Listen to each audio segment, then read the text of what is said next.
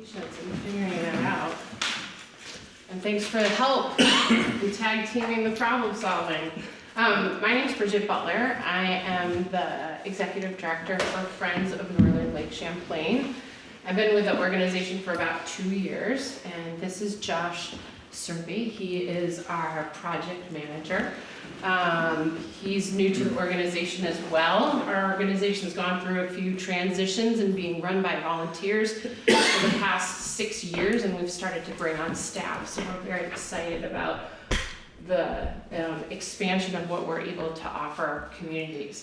So tonight I'm here to catch you up, basically to reintroduce ourselves to all of you on the select board, because you've been probably working a little bit with our board chair and then some of the other staff that have kind of rotated through the organization, and then catch you up with the work that we've been doing. As just a short overview, Friends of Northern Lake Champlain has been around for about 20 years. It was put together by a bunch of Highgate Springs and Swanton residents who were focused on improving the water quality in Missisquoi Bay and many of the northern parts of Lake Champlain. So the area that we serve is mainly Missisquoi Bay, the northeast and the northeast arm, but we also serve 2 watersheds, which is the northern direct lake watershed drainage, which is most of the islands, and then St. Albans town and city. And then where you folks are, you're located in Basin 6, which is the Missisquoi Bay Basin, where the Missisquoi River runs through this part of the watershed and empties out into Lake Champlain. And you can see Fairfield Pond as part of that, with some of the connector tributaries running into the Missisquoi River. So we're trying to kind of, like I said, reconnect with many of the municipalities that we serve and let them know how we can support you and partner on finding different water quality projects in your area. So these are just a couple of the few things that we're looking at as we continue to do our outreach. One is supporting the town manager. We've been working a bit to get to know Kathy and find out what the needs are for the town. We're here tonight with you all on the select board. We've been working with the Pond Association and Brian for the past 2 years on the action plan that we're gonna kind of summarize for you tonight. I mentioned the Missisquoi Basin 6. We are on the Water Quality Council for that, representing local watershed organizations. This is the council that provides money to organizations like ours and municipalities like yours to be able to address non-regulatory water quality projects in Basin 6. FNLC also provides free shoreline and stream assessments, which Brian has taken part in, and I'm not sure if any of the rest of you have, but those are available to the community. We do have other technical services that we can provide as needed. And then we're very excited to start collaborating on next steps for the Fairfield Pond Watershed Action Plan that was completed last year. So I'll just pause there for a second and see if anybody has any questions. Okay, so what I'd like to do is kind of summarize the biggest way that we're able to serve your community right now is through the work that we're doing in Fairfield Pond. And so in 2024, you'll see up at the top of that picture on the right, in October we finished a 2-year two-year project to complete a plan for water quality in Fairfield Pond. And so this is a type of plan that helps identify key problem areas and voluntary strategies to protect and improve water quality. So this was a collaborative effort that was led by FNLC with support from stakeholders, the town, funding from the Lake Champlain Basin Program, and we hired an environmental firm to help us do all of the assessments involved in that plan. We've shared the plan with the town and the Pond Association, and we're now in the stages to start to look at how we can implement and support the implementation of parts of that plan. To share some really awesome pieces that came out of the plan with you, Fairfield Pond has a number of strengths. These are 4 of them that are outlined in the plan. Most of the shoreline along Fairfield Pond is really stable. It has consistent vegetation throughout, and it has minimal erosion, which is really good. The pond also has naturally created wetlands within the watershed and a number of stable forest tributaries that help filter nutrients before they get into the pond. The third great point for the pond is that over 67% of the watershed is forested, and that means that forested land tends to naturally protect water quality better than other types of land like agricultural land. And so you're already kind of ahead of the game in that most of the pond is forest dominated. And the last piece that's a really powerful piece that we really appreciate whenever we enter this work is we have a really engaged community. So from the landowners that we've already been able to connect with, to our conversations with Kathy, to the Fairfield Pond Association, that means we have people that are invested in helping move the plan forward. So we have 5 key focal areas that came out of the plan. The first one is to improve buffers along the pond where needed to reduce shoreline erosion. This is mostly due to the lack of vegetative buffers in some areas. And that's where a lot of the free assessments come into play, where we can work with shoreline landowners to look at increasing their vegetated buffer on their property on the pond. The second one is to really look at stormwater runoff, and this would be from driveways, roads, steep properties that might be causing gully erosion. The third spot is agricultural runoff. So like I said, while 67% of the land, the watershed around the pond is forested, we do have some agricultural areas where we could work with landowners to address those needs and decrease the amount of runoff that's coming from both hay and cornfields. The fourth one is a spot that's been identified around the town beach parking lot where there's a bit of erosion that's going into the lake. We feel like that's an easy kind of lift in terms of a simple water quality project that would be very visible to the community and kind of educate folks on the type of work that we're looking at doing throughout the watershed. And then the final one is looking at those streams and tributaries that move into Fairfield Pond and looking at ways to reconnect streams with their floodplain. And what I mean by that is sometimes streams can't access where the floodplain is, so we have places where water could be absorbed and nutrients then could be absorbed to keep them from going into the lake. So those floodplains serve as a natural filtration for water coming off of the land. Any questions about those focus areas? Okay. And so then if we prioritize our actions based on those 5 things, these are the places where FNLC can step in and places where we can start to work together towards improving the health of the watershed. So the first one is helping us promote free assessments for shoreline and upland residents. What's really great is the Lake Champlain Basin Program just dropped an RFP on Thursday of last week for 3 different types of assessments that landowners can receive for free. And they are a shoreline assessment, a stream assessment, or a stormwater assessment. What they're doing differently this year is they're also adding money to when we complete an assessment and we say these are the types of recommendations we can make for you, we can actually put some money behind it now. So let's say we worked with a landowner, they had a steep gravel driveway that was going down towards the waterfront. we could work on finding materials and supplies to do something like water bars for them to cover the costs of making that change and implementing that type of practice on their property.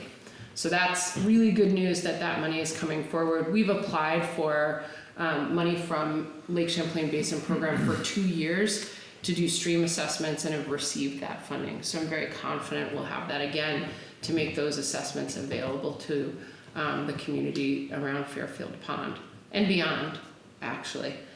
The second part here, and I'll have Josh jump in and talk about this a little bit as well, just add to exploring and developing recommendations outlined in the action plan. So what's great is the action plan gives us a bunch of different ideas and very specific ideas about what we can do.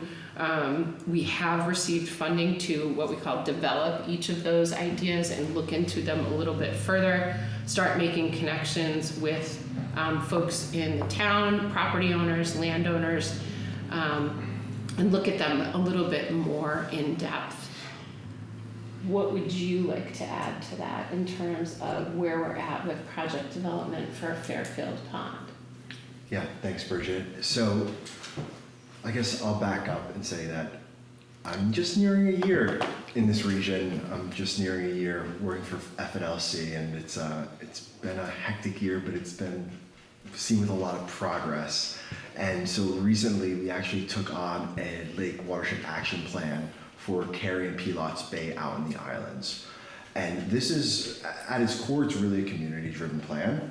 So what is important about being a community-driven plan is that the project manager is actually on the project since the outset. Now, I came on October 1st. I wrote the final invoice and I wrote the final report for this project about 3 weeks later. For Fairfield. For Fairfield Pond. So my familiarity with the project is limited from just having a plan, but not actually being able to connect it to the specific landscapes or specific individuals with the landscape. So just recently, we applied for funding from the state of Vermont through the Northwest Regional Planning Commission to actually get some money to make some of these landowner connections, to make some of the connections to the landscape, and to explore the feasibility, if there is any, for some of these projects. And so that's where I come into play, is to really start to drive those conversations, talk with Brian, talk with the Pond Association, talk with members of the select board, try to get some community connections, which I'm so desperately after for these projects.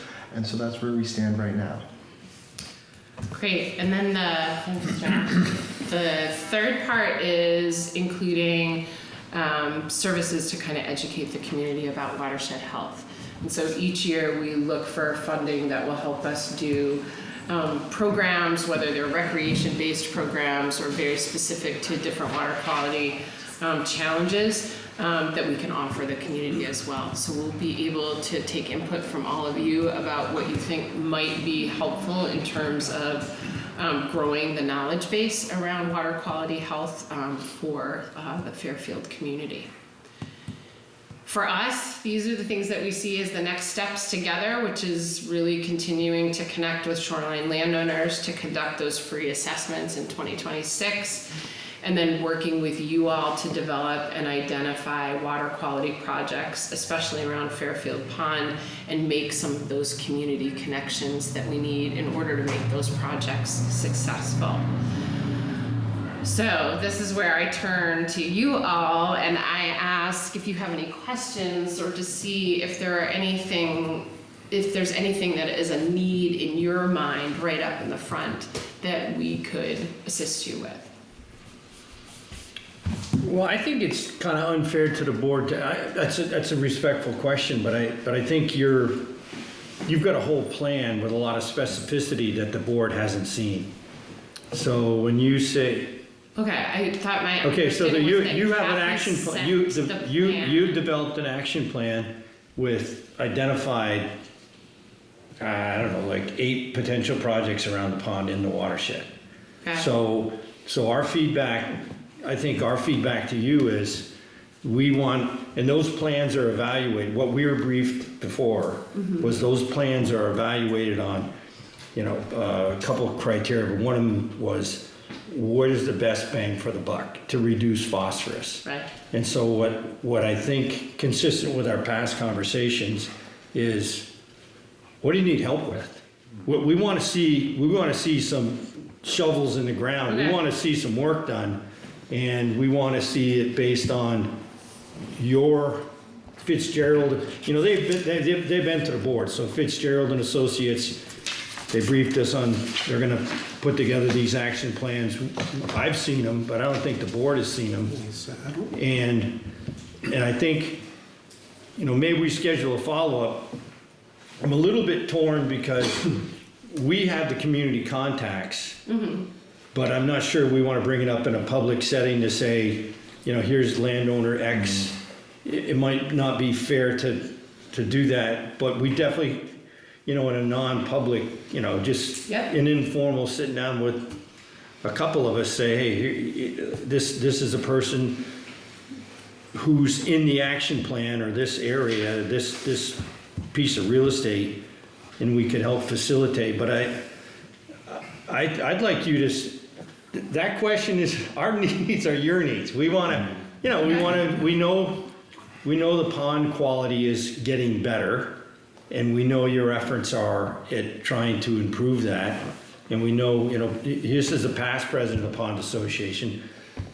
Dave spends a lot of time on the pond, and Gavin's a lifelong Fairfield resident. So, you know, I think, what do you think, Ron? I think we want to get to the specific, what are you, I expected you to say, oh, here are our 5 plans, and these are the first 3 that we're going to work on. One of which is the beach. That's where I think we're, that's what we're expecting you to say tonight. So yes, exactly to that point, we didn't want to dox any of the private landowners that come on this plan, but so last time we met with Kathy, we were talking about the town beach area. So I guess my question to you is, what are the future plans for that site? Because when we met with Kathy, Okay, I told you that last week when we met, and here's what we want you to do what you think is best for that area. And we've had discussions about changing the road and doing it, but what I said as one member of the select board is, you've identified that as one of your top 5, right? And what we would like, I think I'm speaking for the board, what we would like you to do is, if that's, I'm not sure if it's number 2 or number 3 or, you know, where it is, but we would be supportive of saying, go, you know, make the improvements that would, in your words, reduce the erosion, and let us know how we can work synergistically with you to do that. Okay, I think what's challenging, and so what we need to hear more about, that we heard from Kathy, was that there are safety concerns for that site as it is now. And so then that complicates our ability to go to a funder and say, we would like to do X about erosion. We will get questions about like future plans Okay, for that that's, place. if yeah, but safety is a I don't challenge. think we want to muddy the water with safety concerns that are kind of, because what I'm saying to you from the board right now, and what I said to you last week is, we want you to proceed with the best science to address the erosion concerns, and our board is going to work on safety concerns independently of that action. Because we don't want to hold you up. If you have funding and you know how to make am I speaking for the board? No, I agree. Yeah. Have we, and if I miss it, it could be, but I mean, have you guys shared the action plan with us and the? I feel like it's been shared with Kathy. My understanding is that it had been shared with you. So I'm kind I of just looked through. taken aback emails that and- it hasn't been shared with you. I've got it at the Pond Association. I don't know if, I guess I'm sorry if I, No, and I I've guess seen- that's, I mean, like Brian said, before we go here, you did an assessment. It'd be interesting to see. Right, Feel it so out, maybe talk we about should first, start so- there, go back and start there, because my understanding was that it had been shared. And so I then don't think you're it- all coming in without having seen it, and so none of this makes sense. yeah, I think the board want, we would love your, like, top 5. you know, and They're in the report. I know that, You know, that's what so- I, yeah, Right, and so the challenge then, like Josh said, is not coming in and doxing landowners, like, well, I don't Right, think that's, I don't so- think that's, to be honest, I don't think that's doxing, I don't think that's, well, I appreciate your sensitivity. and we And need how to do be you- how do you sensitive to that suggest- because we've had challenges with that before, and we're trying to make changes Mm-hmm. so that we don't move forward with talking about projects without making connections. Josh and I are both new to the organization, and so to come in without any relationship at all is not a recipe for a successful project. Well, Which is then- why we're coming here tonight to talk to all of you and build that relationship. And Brian, this is something I heard from you last year when we presented about the plan at the Pond Association, was your concern about landowners and their True. involvement. And what I said was, because I am new to the organization, I don't have any relationships with those landowners.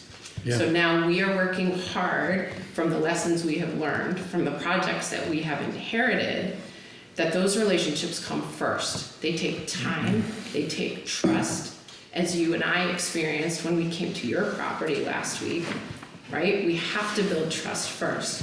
And part of the way that we do that is we come and we speak with select boards in a community setting in order to start to build that. So I Well, think. I'm sensitive and I appreciate that explanation. I guess I'm wondering, what's the best way the select board can help you do what you just said? So I think one is read the report. So I think we've got to go back to sharing the report, making sure everybody's read it and that they have a chance to communicate even through email with me and Josh about questions that you have about it first.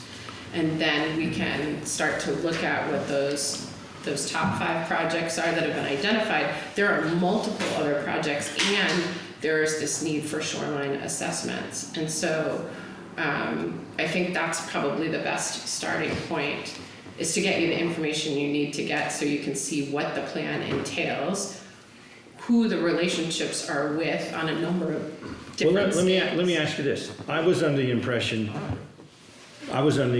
that of the top 5 that you would talk to, you know, like on the south side of the pond, the landowners, I thought that those connections were made, so I was expecting, you know, like, are there any connections that have been made for any parts of the land for the action plan? So, yeah, so we're in we have project development that's going on, which means that we can start to reach out to some of those landowners, right? So we have one landowner with the stream floodplain restoration that is at the south end of the pond, who we've started to work with by doing a shoreline assessment for them and building that relationship. Okay, most of that stuff was like town of Swanton, roads, like that was, you know. So that's like not Fairfield, because it's Swanton. Yeah, but it's part of the watershed, it's part of what, it's part of the first things in the action plan, and it's people that were, you know, at the Pond Association meeting. And one of the projects that was listed as the 5 priority projects is, if you've driven down Swan Hill Road, they've already started to work on the turnouts. And they've Yeah. actually already started to implement one of the projects that was already in that plan. Yeah, that's good. Yeah. Yeah, that's good. So I guess I'll throw it to you all in terms of the town beach, because what's so important for us is just the monitoring funding. So we'll keep the conversation open with Kathy and actually describe when funding comes online to be able to do a type of project like the town beach and the erosion. But you know, something that we could use from you in the immediate is connect us with the town official that you would think would be the biggest stakeholder for that spot. So is it the highway foreman? Is it Kathy? Is it somebody from the board? And then beyond that, you know, something we could really use is all of these funders look for, is this project feasible and does it have support from the town? So in the short term, while we can't promise that the funding is there right now, what we could use right now from you all is a letter of support saying, we support Friends of Northern Lake Champlain to pursue projects related around the town beach area. And that's what we could use. We can't speed up the process of funding, but what we can do is monitor it and continue the conversation with the select board and with Kathy as funding is identified. But we need to have Yeah, well, so I think I'll answer for the board. On that particular project, Kathy is the point of contact, and work with Kathy. We'll definitely write a letter to support or any other, definitely we would write a letter in support to clarify our interest in that it's, it's something that we fully support. And then I'll also throw this out there, so we will share the plan with the select board, but I'll also ask you three, what would be the best way to facilitate some of those landowner connections? Do we have an off-the-record conversation? Can you connect me, if I'm able to provide you with that list of landowners, could you help me facilitate those connections? Because that's probably one of the I'd like to things. see the plan before Yeah. I push and support and see what the assessment said, Yeah. just to, Yeah, that's totally understandable. The, so put so the cart in front of the horse. I'll put something else out there. So something that we're actually developing out in the islands as part of this project is that we're actually getting a group of stakeholders that are called a Bay Team. So what they represent is people from the select board, people from the farming community, people from the relevant organizations around, such as like Pilots Bay Restoration. They focus on invasive species. We're working with the Shoreline Subcommittee. They do restoration projects in and around North Hero. And so we got this group of community members together so that when we start to identify some of these projects, we've already hit the ground running as we're coming to the end of the plan and going beyond the plan. So while that wasn't able to be set up because I was somewhere doing landscaping about 2 years ago, we're here right now and we want to work with the select board in the town and the pond association in any capacity that we can to move some of these projects forward after everybody has had a chance to read and digest the plan. Yeah, I think we're reset, so none of us get off on the wrong foot. Let's get the plan, let's take a look at it. Great. 'Cause otherwise, we're all going, huh? And I'm sorry, can I ask you all your names? I know Brian. David, Ron Bokesh. Nice to meet you. Gavin Ryan. Nice to meet you. Nice to meet you guys. All right. It took a little while to get there, but I think we got agreement, and I want to say it again. I respect your sensitivity. So like we all want to move forward, but sometimes going slow is faster. Better know than where going you're fast, moving so. just to go. Yeah, Yes. exactly. So I appreciate the the respect, and we want to be careful about a public presentation of a plan that our landowner hasn't really had a chance to review it. So I think to summarize, thank you for the presentation, the overview, and for the introductions. You're going to re-communicate the plan to Kathy to distribute to us. Okay. To the other board members. And some of, if you have copies, a couple of our, that'd be better than email for. Physical copies. Yeah. And then as Dave suggests, we got maybe next couple board meetings from now, we'll ponder the question about introductions, because between, Yeah, I just want to know what we're introducing people to before we throw it out or support it. Yes, Yeah. of course. how's that sound? That sounds good. That's great. Good. Thank you. Yeah, good. Thanks, everybody. Take a minute, we'll get there. Oh, gosh. Maybe 2 minutes with Dave, but Conservation takes a while, so we're used to it. Thanks, everybody. Thank you. Thank you. thank you for coming. And for the record, for the tape, I did sign up, I think Ron has in the past, but I did sign up for the Lakewise, and I think we're one or two landowners short of getting a special recognition for Yeah. participation. Yep, a water body-wide gold award from the state for participation in the shoreline project. So I found it very informative and very professional, and I'm glad I signed up, and I look forward to continuing the conversation. And I would encourage any of our viewers, anyone who has community connections, to also participate and take advantage of that free visit. Can't be an expert in everything, and there's certainly a lot of expertise around water conservation and shoreline management. Thank you. Thank you. Yeah, Thanks. you're welcome. Thank you, Appreciate guys. it. Have a great night. Okay.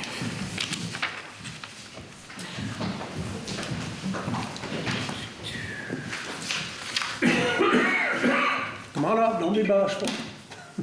Waiting. His face. Hi. How you doing, Dave? Doing.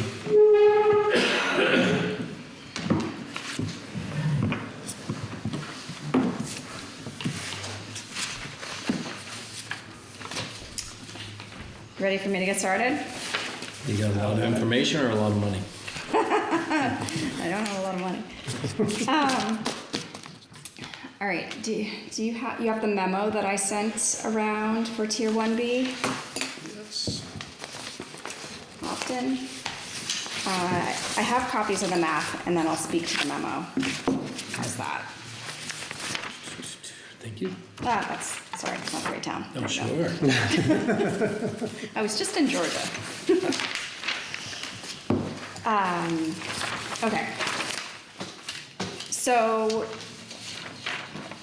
I'm here to talk about the regional future land use map and the new framework for regional planning that was adopted under Act 181 last year.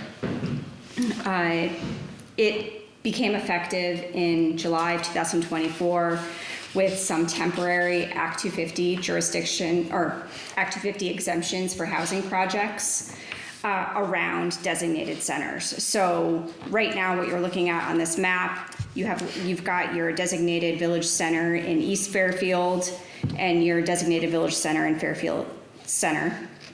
And the red line around that is a quarter-mile buffer from that designated center. The existing designated center, I should say, is the hatched boundary within the purple area. So the red line is a quarter-mile buffer from that hatched area. And so that is the Act 250 exemption that's currently in place since July of 2024 for housing projects of 50 units or less on 10 acres or less. And so this is something that the legislature passed to take away a layer of permitting for housing projects, understanding that we have a housing shortage, an affordability crisis, and so this is one thing the state could do in areas that are sort of those community centers, generally walkable, some have services, so for housing development. So what is happening, but the law also passed what was to be the permanent framework for establishing those exemptions on a permanent basis, and that is tied to the regional future land use maps. So what you're looking at is the draft map for the town of Fairfield, and we have developed this map for the entire region right now on a draft basis. If you can look at this on our website, nrpcbt.com, in like an interactive map format. If that works for you and you want to look at the whole region. But so what it does is it's instead of just having a standard quarter-mile boundary from the designated center, it's sort of taking more of an on-the-ground approach and saying what are the appropriate parcels that should, based on certain specific criteria, infrastructure, walkability, and then also local planning. What are those areas that should be eligible for that Act 250 exemption for housing, 50 units or less, 10 acres or less? So those areas are the village center and the village area. So the village center is the dark purple area, the village area is the light pink area. So there's some village center and village area in both East Fairfield and Fairfield Center. You can see that the existing designated village center boundary has, we're proposing that it be expanded a little bit in a few areas, just kind of like aligning it to parcel boundaries mostly. But that's the difference between the black hatch and then the purple boundary goes outside the black hatch in a few small areas. And so Emily Cloft, my colleague, has met with the Planning Commission a few times to review this map. It's definitely based in alignment with your local planning. And so, but this is still an opportunity for the select board to make this choice. This is a choice that the town has. You can opt in to this housing exemption to make the current temporary exemptions permanent based on this mapping, or you can choose not to opt in, and at the end of 2026, those exemptions for housing projects will go away. I do want to make sure to clarify that this is an Act 250 exemption for housing only. It's called Tier 1B. It does not supersede local zoning. Local zoning and subdivision regulations still remain in effect, along with any other types of state permitting, like wetlands or stormwater, and of course for wastewater or potable water supply. So all of those other state permits still hold. It's just the Act 250 permit that would not be required. And so the understanding is that, the town, these are areas that the town has identified for growth. They have local zoning. They have the capacity to manage that local zoning. And so therefore that extra level of state permitting is not needed for the housing projects. And hopefully that would help incentivize some housing, because they wouldn't have to go through the cost and time that extra level of permitting takes. So Greta, what the is next thing I red- will do is go over the resolution, but I will take some questions first. Yeah. What does the red line outline around each village actually mean? Right, and so that is just a guideline to show you where the current temporary Act 250 exemption for housing projects is. So right now, anything within that red boundary is not subject to Act 250 if it's a housing project for 50 units or on 10 acres or less, 50 units or less on 10 acres or less. So if we opt in, it means that red line stays, and anything built within that is not If you subject to Act opt, 250. if you opt in, actually the boundary of where the Act 250 exemption exists is changed. Right now, the temporary exemption, because it was not based on sort of on the ground mapping, is just a buffer. Yep, It's gonna, if you opt in, it's gonna change to just be the dark purple and light light pink areas okay. in both centers. So the other areas on the map, like the tan is a rural general area, kind of like a rural residential. There's no Act 250 exemptions that have in that area, or in the ag area or the conservation area. Correct. So,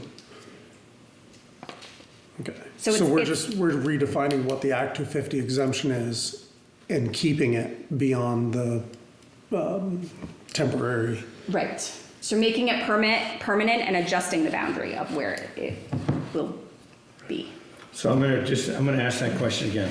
So if we opt in, it's pink and purple. Correct. Yes. What about brown? or No light brown. Okay. And who drafted this? You guys? You? Correct. Yeah. We did, and it's based on quite specific state statute Part of criteria. this interpretation of the law?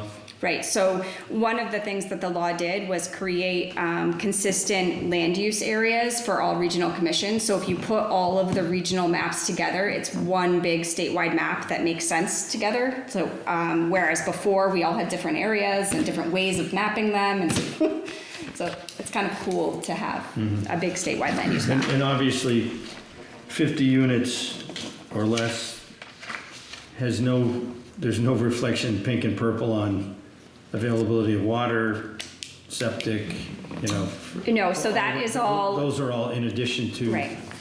So, wastewater and potable water supply permits would still be required. I think in some areas there's a water supply available, or municipal water available, or through a fire district.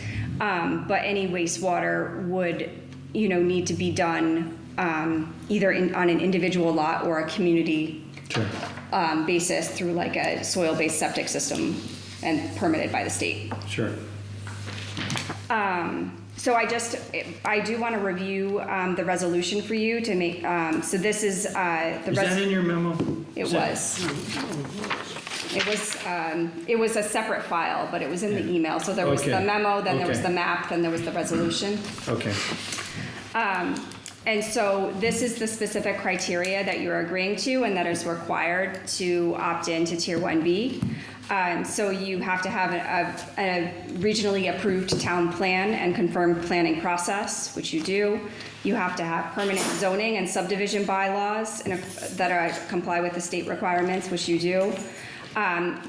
The next one is related to flood hazard and fluvial erosion areas or river corridors, and those have to either not be included or only be areas containing pre-existing development and are suitable for infill, and that you meet that standard. I think they're not included in your village center. And then the municipality has water supply, wastewater infrastructure, or soils that can accommodate a community system for compact housing development. And so in this situation, in some areas, you meet that standard through water supply, and in other areas, we've generally looked at the NRCS soil maps for septic suitability, just to say generally, it's feasible that the soils would be suitable in that area for on-site septic systems. And obviously, we're not going to be, we're not going out and digging perk tests for this analysis. It's on a high-level planning basis. And then the municipality has municipal staff, municipal officials, and contracted capacity to support development review and a zoning administration in the Tier 1B area. And so by adopting this memo, you're affirming to those 5 checkboxes that document that you have that capacity. And so that's through zoning administration, through a budget to support administration of your zoning regulations, including enforcement or appeals as needed. Municipal staff and volunteers can attend trainings as requested. ZA and DRB, your DRB regularly process applications within required timelines. And then technical assistance is available for projects that exceed normal capacity, such as through the RPC, VLCT, RPC being Regional Planning Commission, the Vermont League of Cities and Towns, your town attorney, or something else if that existed. So you would need to attest to all of those in order to meet the Tier 1B standard. Can I interject just to, John Scheindorfer, who is in charge of our water district, says that we have no capacity to add any houses in this village to the water. So does that mean we do not have adequate water? It does not, just because that is a statement, that does not mean that you cannot opt in to Tier 1B. What it does mean is that for any project that were to come before the board, they would still need they would need a permit for water supply in order to build a project. And so that would either need to come from an alternative water source, or if the fire district were suddenly to decide to expand capacity or drill a new well, or if they were not able to get that, then it would, the project wouldn't be feasible. So obviously projects need water supply, but it's not something that you need to confirm right now in order to opt in. Okay.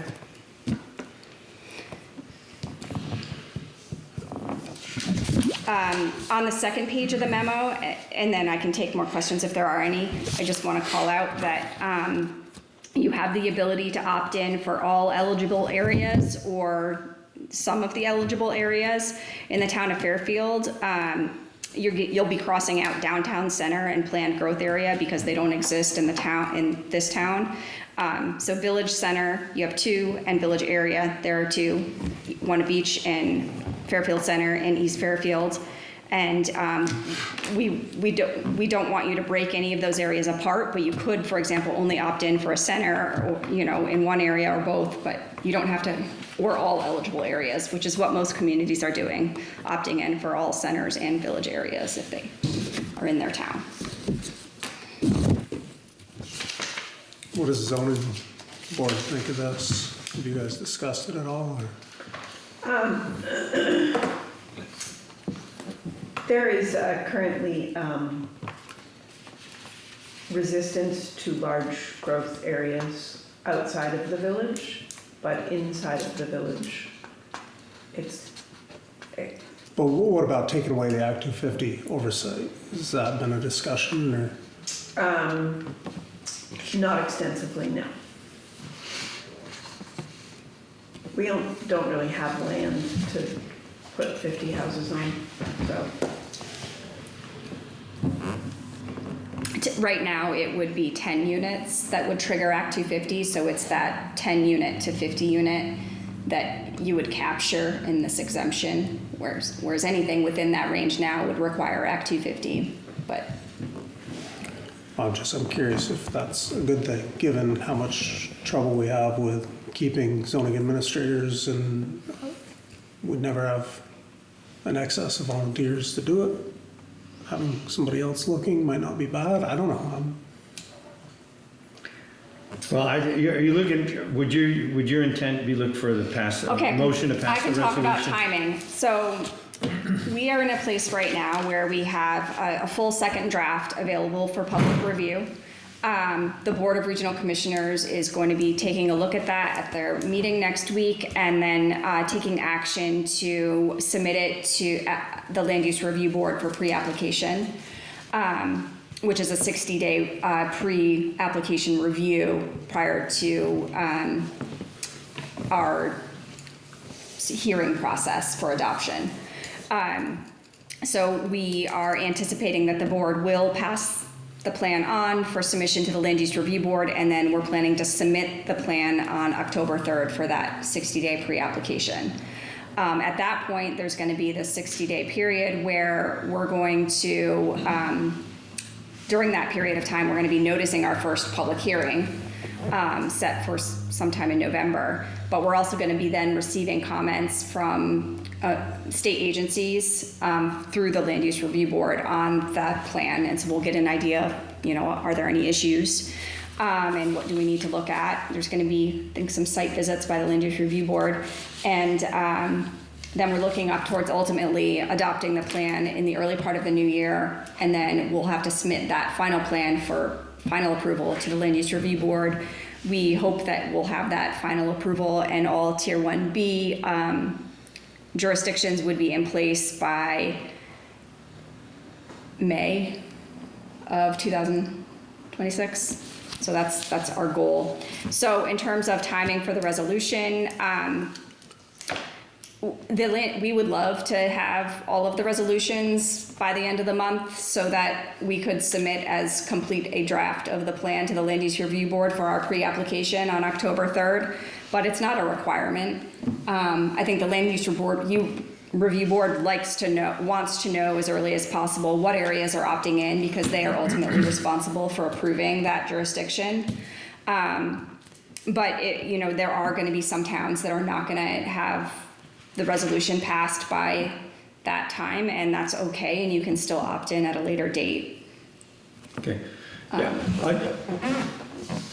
So I've known about this effort for 20 years. And to me, when you think for anyone who's listening, to any viewers, to me this makes perfect sense in St. Albans. So you have all the oversight, and then you get this layer of regulation on top of it in a city like St. Albans. So you got to peel the banana, onion 3 or 4 times, right? You got to local planning zoning, then you got Act 250. However well-intentioned Act 250 is, in St. Albans, it's clearly not appropriate. It's clearly, they know how to regulate and develop St. Albans and Rutland and Burlington, and so it makes perfect sense. To see that this is, from showing up in the East Fairfield and Fairfield, I think just to say I'm very comfortable with it. I think it makes sense. It's consistent with, as you said, it's consistent with our town plan. Dave raises an interesting point, and there might be many other, there might be other kind of details, but maybe we could act on this in a couple meetings from now and still, or maybe 1 meeting or something. I'm comfortable. That's up to you. There's so many reasons. No, I understand. No, I'm not. I'm just talking out loud here. But I'm just saying, I think it's respectful to towns, and they don't have to opt in. They can. They don't have to. They can if they want. But I think it's, for our two village centers. Like I said, my mindset was more of like a St. Albans or Rutland or something, but, given all the other restrictions that we have currently on these two villages, water, septic, there's not gonna be open. Available land. Yeah, well, but, I think David raises a good question to formally ask our planning and zoning what they think before, give them an opportunity to weigh in before. Yeah, I'm gonna talk to a few people. Sure. I just wanted to kind of say that I think most of us were thinking, it's like a St. Albans, and now boom, here it is showing up as a result of the law. But, we do have a housing problem in this state, and, notwithstanding the last planning and zoning meeting, where people had anxiety about the next 50 years of growth, we haven't grown since 1840. Our population has decreased since 1840 in the town of Fairfield. So, that's what this is trying to accelerate. This is trying to say, hey, if you do it here, you color in these boxes, it's going to be easier. There's going to be one layer of oversight that's going to be removed. I think it's a good thing. There's probably some questions that need to be asked, like Dave just raised. Has the landowners been notified that you haven't been? No. No? So they don't have a clue? Not through direct communication from the Regional Planning Commission. That's like a level of outreach. I guess, so how did you pick that? How do we pick these areas? Yeah. We're generally looking at areas that are, first we start sort of, what's that quarter mile generally walking distance from the center? Yeah. We're looking at the local plan. And what areas is the town looking at for housing development around the village center? So that was weighed in heavily to like the parcels that we were looking at. Aside from that, I mean, we're looking at natural resource constraints. If there's anything that would preclude it from being an area that generally would be walkable to the village center, we'll look at that. Although for village areas, it's, not a strict requirement. Those are largely what we're looking at. But we're just looking at for, areas for neighborhoods that are walkable to the center. And so we try to align to parcel data when possible. So. And again, it's been reviewed by the Planning Commission a few times, and typically there's like give and take. Oh, it has been reviewed by the Planning Commission? Correct. Oh, I'm on that planning committee, so as I say, we have been through looking at this draft. First of all, I want to say, the people who work at, granted, these people are tireless. I mean, these guys just do amazing things. I'm so, not knowing what they did before, now I know what they do. There's no way we as a single municipality do the research and study of all this. These guys do it all for us and come to us and support. I think if you look at what is these pink areas, you look at the red lines, it's not varying very far from what was already those districts. They're trying to look at it from a community base, like what can be best for a community to provide housing, access to the village, and then with as least, people have to drive or move. And this is not just about families, it's also about, elderly. Maybe have housing units that are closer so they can get to and from those facilities. So it's really been very well thought out. We are right now rewriting. We meet next week, we've got it said. We're going through another rewrite of that plan, the draft, the second draft. And one of the things we are rewriting, because it wasn't very clear, was this section of Tier 1, Tier 2 areas. And you guys have asked some very good questions. Some of the limiting factors are water and sewer. Brian makes a very valid point, whether it's Randolph or a city, whatever. But it gets more complicated when you get into small municipalities, like do they have water resources, do they have sewer? And so therefore it has to depend upon what is available for those areas. Can you sink another well that potentially has water for those areas? So it does, Greg is right, it allows us to expand, to give you a little more flexibility. And so I will say probably by next week, we'll have the final draft on this. It will be coming down, as Greta said, this is a new independent board, right, Greta, that will review. The State Land Use Board, yeah. Brand new board. Yeah, it's a brand new board. And so they're going to be reviewing all these to make sure it's in conjunction with what the state, not just us, but all the other municipalities, all the other districts that are involved. So I think what I've seen looks pretty good because it really concentrates where those areas of growth can occur. And, they're sort of outlining where those are available. It just matters, are those lands really available? That's the question, and what that means. So if you have any more, I'm learning as I go, but I took Brian's position on this board, so I think we're learning each time we review this. But again, it's a learning process, but it's moving along. It's definitely moving along. And what is there, 11? Greta, is there 11 total? RPCs? Yes. Yeah, there's 11 regional planning commissions around the state. Well, thank you both for serving. I was wondering, now I got it. So this is part of your work. This is part of your work product. Both of us are. Yeah, thank you. Yeah, thank you for doing that. So to let you know, I think to say that the amount of work these guys put in is effortless. I mean, I'm gonna say, Greta, thanks for coming. I just came from Georgia, so it's like trying to present these to every community has been a challenge. Sure. And everybody has a lot of questions, and rightfully so.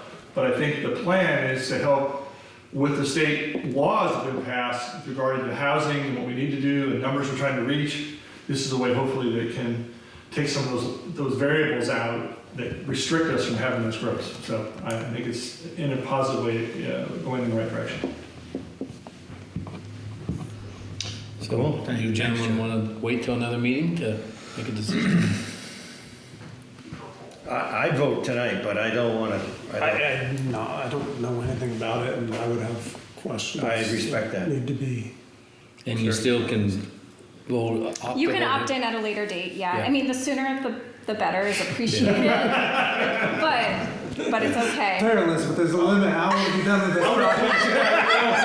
project? But it's fine, you know, we're gonna be submitting our application October 3rd, so if you come in after that, that's fine. But it's great to So just. if we opt in on this map right here, that's it? We can't shrink it or make it bigger or? When it's approved, that's going to be, you can apply through the Regional Planning Commission for specific changes to just Tier 1B boundaries. Yeah. But it has to go through the Land Use Review Board because they ultimately approve these boundaries. So there is a process to apply just for changes to the Tier 1B. Or, you know, changes in or out, right? Like removing land or adding land. But the regional plan is on an 8-year cycle, so when this is adopted, it won't be revised again for 8 years, and that would be another time where we're going to be sort of working with towns to say, you good on your Tier 1B areas, village areas, planned growth areas, downtown centers. Let's see, what else do I want to say What about happens that? if the landowner says, I don't want 10 houses behind me? Well, I mean, ultimately, you have your zoning bylaws that allow for housing in certain areas, and a neighbor can't determine what one property owner can do with their property if it's allowable in the zoning bylaws. Yeah.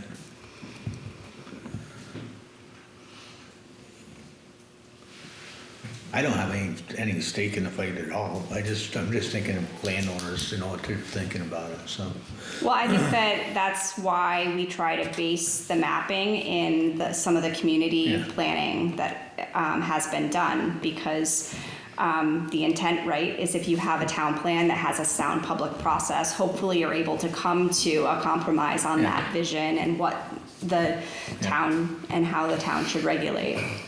But it's hard to make everyone happy. In some of these areas, if you'll note, some of those areas are already restricted by those development rights have been sold off, or if you get, in some areas. So you're only restricted you're also restricted by other factors when it comes to those types of lands that can be used. So there are already some restrictions that are already, if you look at this, you can almost look around and say, if you look at the mapping, there's already a number of properties around the village right now, that already have been taken out of The development. ones that are in land trust. Correct. Correct. So if you look at those, So that's why it's not very symmetrical, it's kind of broken all up. whatever available in the sense to create this. That makes more. But if you look at the red lines, you're already looking at, it's fairly, if you move those lines around a little bit, you're not changing that much of what is considered to be those areas. Yeah. And that's for all communities, not just Fairfield, but if you look Yeah. at all these maps, you go to the map, you can actually go to the map, you can pull out every town, and it'll show you every area that they're working to provide these types of things, not just Fairfield, East Fairfield. I would say Fairfield's map, village area map, is pretty conservative. If there was opportunity, if there was desire to make it bigger, that would be allowable. So it already is pretty conservative in terms of its size. I could vote on it, but.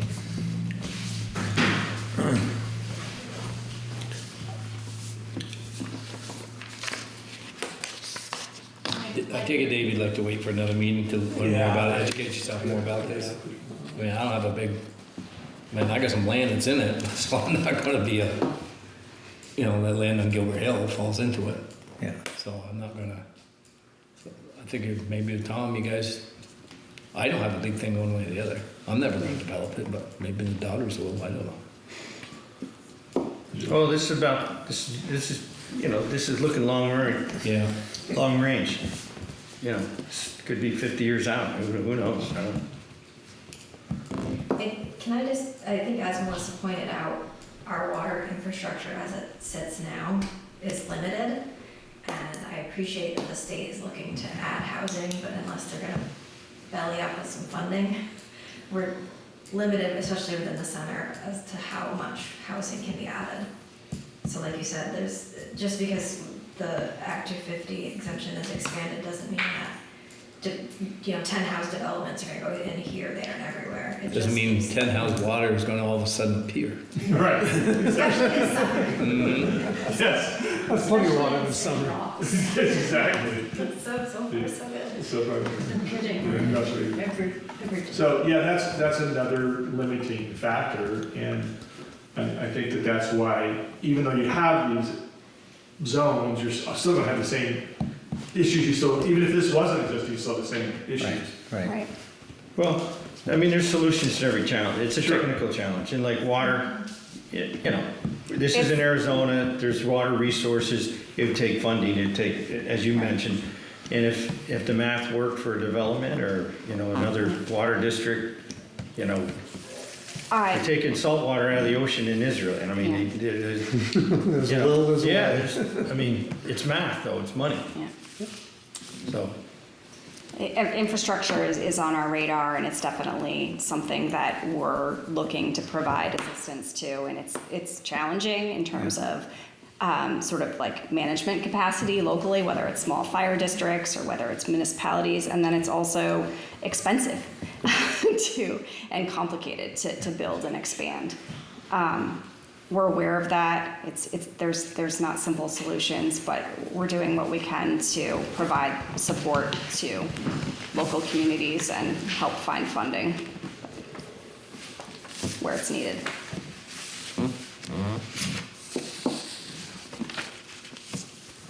So you still want to wait, Dan? I'd rather wait, I don't know anything about this, so I need to. And when's your deadline? It's, it's a deadline we're setting of September 30th, right? So, yeah, because we have to submit, regardless, we're submitting our pre-application October 3rd because the Land Use Review Board has spaced out all of the 11 RPCs from submitting so that they don't get all of their applications at once. But if we don't have your resolution when we submit, it's not like it's the end of the world. So we can let them know that the town's still considering and you're gonna Submit it later. abstain, Gavin? Yeah, well, I mean, I've got land that's involved in this, so I Okay, think it's so only fair I don't enough think to. we have a quorum anyways, sir. Yeah. Okay. So, Would you add it to your next agenda? sure. Yeah. Okay. Please feel free to reach out if you have any specific questions in the meantime. So you got a two-part thing? I think Kathy mentioned that you might have some questions, or is there any follow-up related to the Common School project? I wasn't at the last meeting, so that's these gentlemen. I'm happy to just touch base or provide another update. I wasn't at the last meeting, so I wasn't obviously aware of that conversation, but I understood that there was some questions about, so there's a municipal planning grant on the table to hire an architect to do some schematic architectural designs for the restoration based on the reuse vision that has been identified by the Common School Working Group. And so that architect has been hired, and Kathy's working on a contract, GVV Architects. And as part of that grant, there is some additional community involvement and engagement around a survey and a public meeting to gain additional input on what that vision is. Right now, the Common School Working Group has prioritized after-school programming for use, but understanding that the space should be designed to be flexible for other uses as identified, recreation programming needs, storage and things like that, community space. But I think the primary use right now they're looking at is after-school programming. But so some additional conversations around that. The other component of the municipal planning grant, there was a budget for additional septic feasibility. And so that doesn't have to happen right now, but that is part of what was approved for the grant funding, so should be approved or spent for that function before the end of the grant period. There was just $3,000 budgeted, but and so one of the things that I thought made sense would be to do a backup design, so that if the community is going to be investing in restoration and there's unknowns about the existing system, it would be helpful to understand whether a backup system is feasible. Because you can potentially, if the capacity of the use doesn't change from how it was used when the school was there, perhaps you could continue under the existing system. But if there was ever an issue, you would want to know that there would be a backup plan for how to manage the wastewater if there was going to be any sort of investment in that space. So my recommendation would be to use the grant to get as far as you can go towards understanding that a backup system would be possible. I guess for Gavin's benefit, I was kind of the one raising a stink. Like, I think my understanding was working, and everybody's working, I'm not downtrodden anybody, but I thought we were gonna look kind of for uses and see where we're going, and now we're hiring architects, and we haven't really, I thought there was gonna be a stopping point before we got into a whole bunch of grants and say, these are feasible uses, this is what we could do, these are our options. I think we've kind of skipped over that, and it feels like everybody is saying, we're gonna dump a bunch of money into this building and restore it. And I don't know if, that wasn't my interpretation of it, and I don't know that. It is still like just a schematic design and a public process, so even though an architect's at the table, it's not like a final design. So I would say it's still preliminary. Right, but I want to make sure and no that commitment that's to move what we- forward. I guess, I mean, ultimately, right now, ultimately the select board owns the building right now. Although there is potential consideration for there to be some sort of long-term lease structure with the community center, similar to the building the community center currently resides in. It would be a very similar structure. And that is something that's dependent on the Village Trust Initiative, which is a partnership of Council of Rural Development and the Preservation Trust of Vermont. And that would bring a lot of funding resources and technical support to the Common School Working Group and ultimately the community center, because the way that they work is with nonprofits taking site control of a property to move it forward in its restoration goals. But so they would bring that technical support and opportunities for funding to move that project forward. And I guess. No, right. I think everybody's done a lot of work. It's not a bad place that we are, but I think once we get the architect's, vision for how we restore this thing, we got to pull the brakes and say, whoa, let's. I just want to make sure we're not all snowballing and running to the bottom of the hill. Let's see some numbers. Yeah, Right. I mean, that's. Well, and I think one of the things that you're looking like, so the Village Trust Initiative was the project made it past the first round, and so there's a site visit coming up. If it's a very competitive program, but if the project were to be entered into that, it ends up then the select board will have to move forward with some sort of lease of some sort and sort of Yeah. giving. And that takes the burden off the town. It does, in a sense that you're saying, okay, nonprofit, now it's time for you to figure out how to, which is a massive, massive task for sure. It's expensive to restore a historic building of that nature, and I don't think anyone on the group is thinking otherwise. But I think there's a lot of really success stories in other parts of the state of nonprofits coming together, or community groups coming together and doing amazing restoration projects in their communities. So I think that you can look to inspiration from those types of success stories, and I guess just try to get to work. Ultimately, it depends on raising the amount of money that you need, and it's not all going to come from grants in this day and age, for sure. So it needs to be capital campaign and donations, and that takes time. But one of the things that this project and the schematic design and community process, if there are renderings that are developed around this reuse, I think they can be used to help support and garner more interest and in this restoration. But I mean, I think everyone's at the table and they understand that it's either doing this or it's demolition. So, and that's like a real option. That's on the table. That's, I want to make sure everything's on the table, because Yeah. if we put $5 million into that, we can Yeah. build what the community center needs or the community needs. But you're good. So which side of the soccer field do you usually stand on? I'll make sure I go around the next one on the first side. Poor Greta's not gonna like me. It's okay. No, it's all right. It's all right. Better to know what you're looking at than to Yeah. get involved in, like, all of a sudden you got sticker shock. Yeah.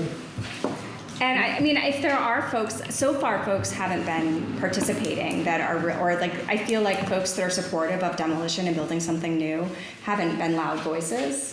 And if those voices exist, or you know what I mean? Like Yeah, if folks well, it's the are, same 10 people at every table, I get it.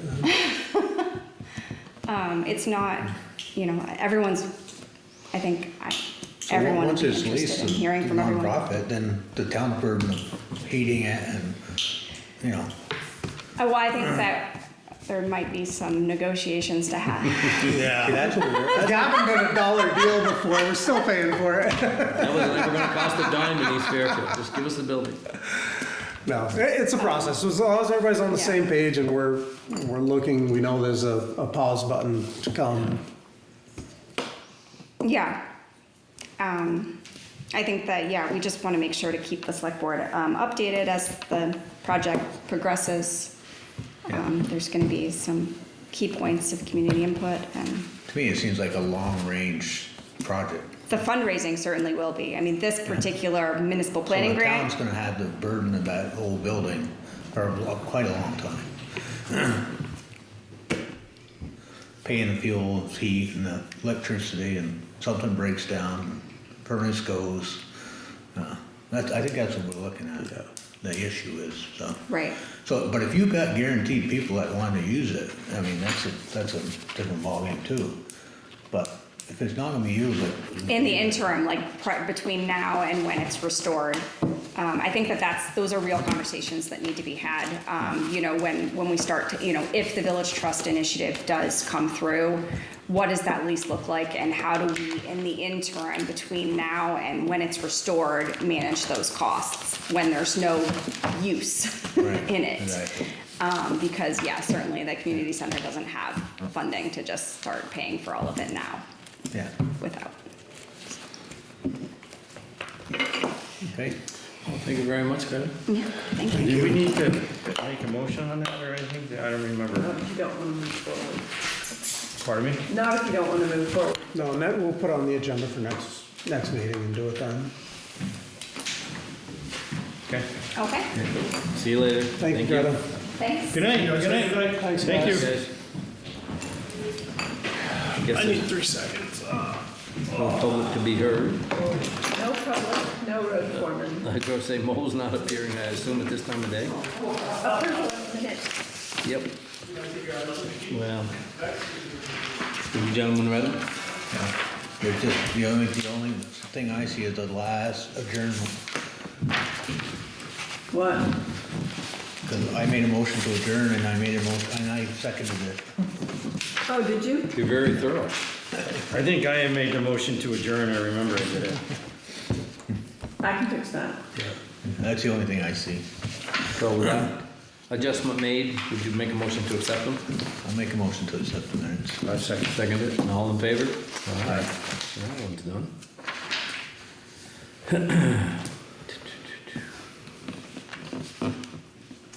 And do you wanna do I'm just skipping around here so we get along. Do you want someone make a motion to accept the warrants? I'll make that motion.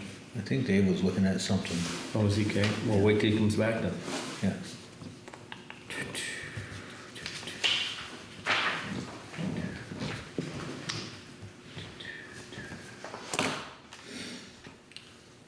And I think there's hazard mitigation planning as part of Kathy's deal. Yeah, and I'm just gonna announcement, 1 second here, I'm gonna read it. Well, here it is. This is an announcement for the community. We're in the process of rewriting the hazard mitigation plan. It's gonna be inclusive, it's gonna reach out to all community members and formally ask on this occasion that if anyone has any desire or any inputs for our hazard mitigation plan rewrite, we would highly appreciate them to step forward either to our town administrator or the select board directly or our town clerk. And we would be grateful for any inputs. If anyone has any experience that they want to share about previous events and lessons learned, we would be grateful for that also to capture in our rewrite of the hazard mitigation plan. And we're going to have a formal invitation on our town website and Facebook and other means to communicate what I just announced to the community. That's it for the agenda item. Okay. I don't have a way. Dave, have you got questions on the warrants? We were just gonna do them. No, I'm good. You're good with them? Someone make a motion to accept? So be it. Seconded? Second. All in favor? Aye. Good, that one's done. Okay. Has Kathy got anything for us under town administrator report? Yeah, she's got a little list of stuff here. Yeah, I think there's only one thing, and I got it ready to read. It's item number 6. Excuse me. I got You got it, Ron? I got it here, yeah. Yeah, item number 6 is all about moving forward with Thank you. selecting our town engineer that we've already noted as our town engineer. And that is to go forward with the engineering study for a grant for the engineering side of the culvert road improvement on Mackenzie Road. And I don't know if we want to do it by vote, but I think it's consensus. I think we want to move forward with that. We've got a grant for it. We want to go forward with Tyler. I thought he was our man. Yeah, to do it. She's checking with us to make sure that we have approved that, and I can make a motion to that effect. Do you need a motion? Yeah, let's Or do we it. could just make a reaffirmation, he's our man to Yeah. engineer. Yeah. Sticking with him, he's done a great job. Well said. And that's it. Everything else is kind of informational. Yeah. Good. So is that as a motion, Brian and Ron? You making Sure, that yeah, motion? sure, I'll make that motion. Keep it that way. A second. Thanks. And are we all in favor? Affirmative. All right. We all have been. All right.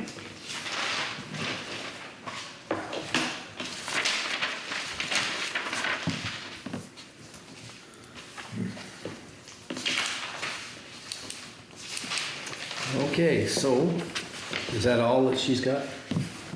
Yeah, there's a bunch of stuff, but it's all informational, like. Okay. So Linda, I guess you're up. Okay. Portalet, what's your feelings? End of September, end of October at the Pond Beach?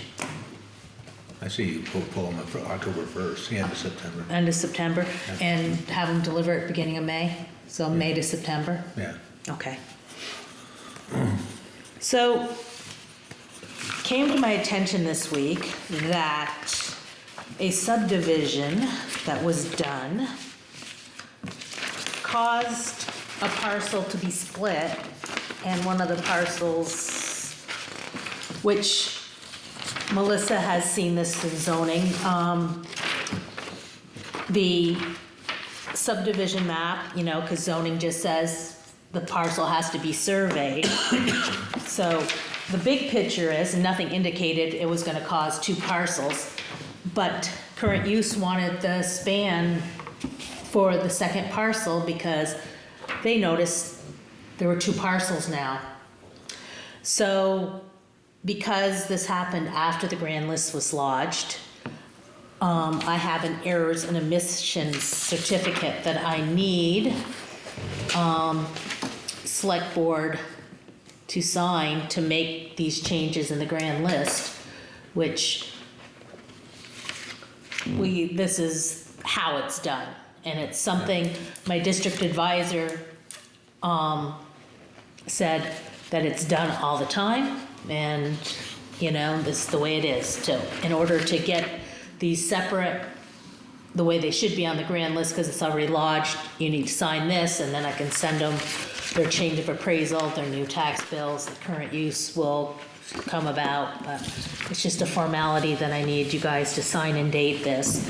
And giving it to Melissa also, so in the future, zoning can look at this and we won't be blindsided when parcels, when it comes up. Because it wasn't, Addison at Greenleaf said that when she saw it originally, she advised them to do something differently and they didn't, so.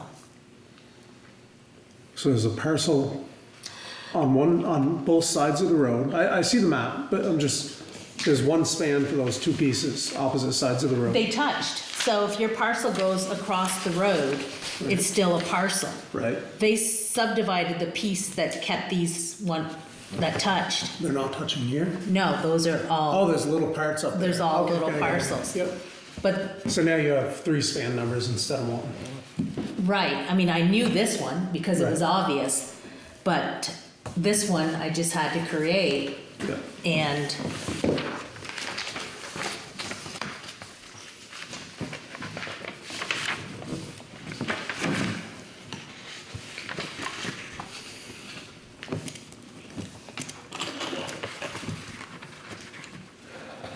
Oh, computers. well, everything has to happen once to know to look for it in the future. And, it just wasn't a clear thing that it caused that for anybody that wasn't, it wasn't caught. It's caught now, so it's not a big deal.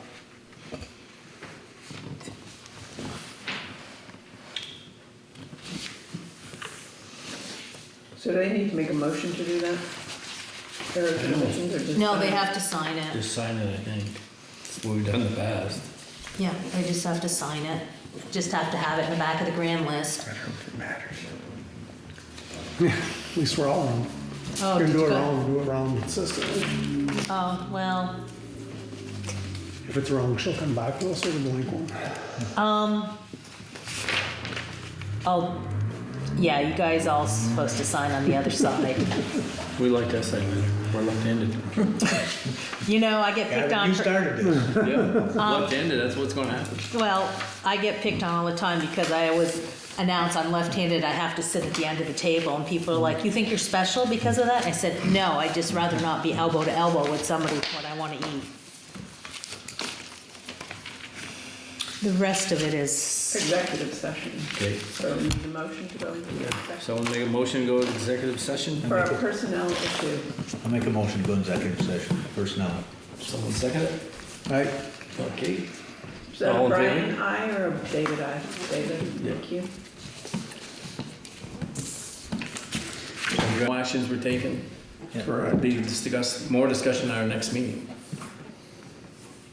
So someone make a I motion make a to adjourn? motion to adjourn. I'll second that one myself. I be it. Aye, aye, aye. Oh, good. Ugh.